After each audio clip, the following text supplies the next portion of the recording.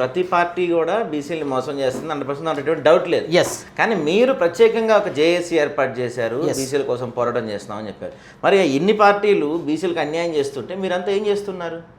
మీరు అన్నారు సర్పంచ్ ఎన్నికలప్పుడే పార్టీ పరంగా ఇస్తే అసలు ఊరుకోము, బట్టలు ఎప్పుడు ఇస్తాం అన్నారు. సర్పంచ్ ఎన్నికలు అయిపోయినాయి, మున్సిపల్ ఎన్నికలప్పుడు రిజర్వేషన్లు ఇంకా ఎప్పుడూ లేని విధంగా చరిత్రలో ఈసారి మున్సిపల్ ఎన్నికల రిజర్వేషన్లు ప్రకటించిన తర్వాత దాదాపు నెల రోజుల తర్వాత ఎలక్షన్స్కి వెళ్ళారు.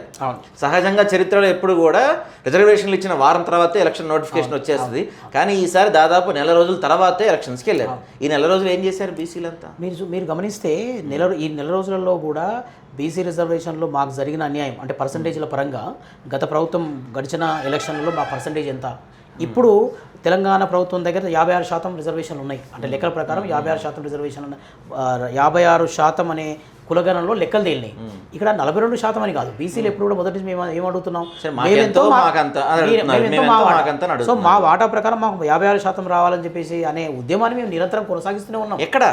ఎక్కడ ఉద్యమం ఎక్కడ మీరు చూస్తే ఎక్కడ కూడా మీరు గ్రామ స్థాయి నుంచి కూడా మీరు మొదట గమనిస్తే మీరు చెప్పినట్టు గ్రామ స్థాయి నుంచి జరుగుతుంది అనుకుంటే కనుక మీరు ఒక వార్డులో కానీ కనీసం ఒక చోట కానీ ఎలక్షన్ బహిష్కరించింది లేదు. బీసీలకి మేమెంతో మాకంత ఇవ్వకపోతే ఎలక్షన్ బహిష్కరిస్తామని మీరు చేసిన ఒక పెద్ద ఉద్యమం కూడా కానీ ప్రజాస్వామ్యంలో అంటే మీరు కేవలం నాకు జస్ట్ ఇందాక మీకు చెప్పినట్టు బషీర్బాగ్ ప్రెస్ క్లబ్లో ఒకటి, సోమాజిగూడ ప్రెస్ క్లబ్లో ఒకటి, గింజరాపాలెం దగ్గర ధర్నా దగ్గర కనబడుతుంది. కానీ అంతకుమించి ప్రభుత్వం ప్రెజర్ పెట్టేది కానీ, ఒక సచివాలయం ముట్టడి కానీ, లేకపోతే ఒక సీఎం దగ్గర రిప్రజెంటేషన్ ఇవ్వటం కానీ, వీటిల్లో బీసీ సంఘాలన్నీ వెనకబడిపోయాయి. ఎందుకంటే బీసీ సంఘాలన్నీ కూడా ఏదో ఒక పార్టీకి అనుబంధంగా పనిచేస్తున్నాయి తప్పించి ఏ బీసీ సంఘానికి కూడా నిజంగా బీసీలకు ఏమైనా చేయాలనే ప్రేమ లేదు అనేది ప్రజల నుంచి వినిపిస్తున్న మాట.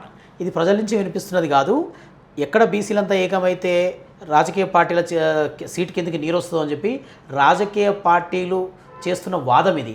ఆ వాదాన్ని ఏదో బీసీలు ప్రజల నుంచి వస్తున్న వాదం అని రంగద్దుతున్నారు. కానీ ఇవన్నీ కూడా రాజకీయ పార్టీలు చేస్తున్న దుష్ప్రచారం. మీరు చూస్తే మన రిజర్వేషన్లకు సంబంధించి రాష్ట్ర బంద్ పిలిపిస్తే అద్భుతంగా అంటే గడిచిన మీరు తెలంగాణ ఉద్యమం సమయంలో ఏ రకంగా అన్ని వేదికలు అన్ని రకాల ఉద్యమ సంస్థలన్నీ కూడా ఏకతాటిపైకి వచ్చి తెలంగాణ బంద్కు అద్భుతంగా ఏ రకంగా చేశారో ఆ రోజు మీరు చూస్తే అద్భుతంగా తెలంగాణ బంద్ బ్రహ్మాండంగా జరిగింది.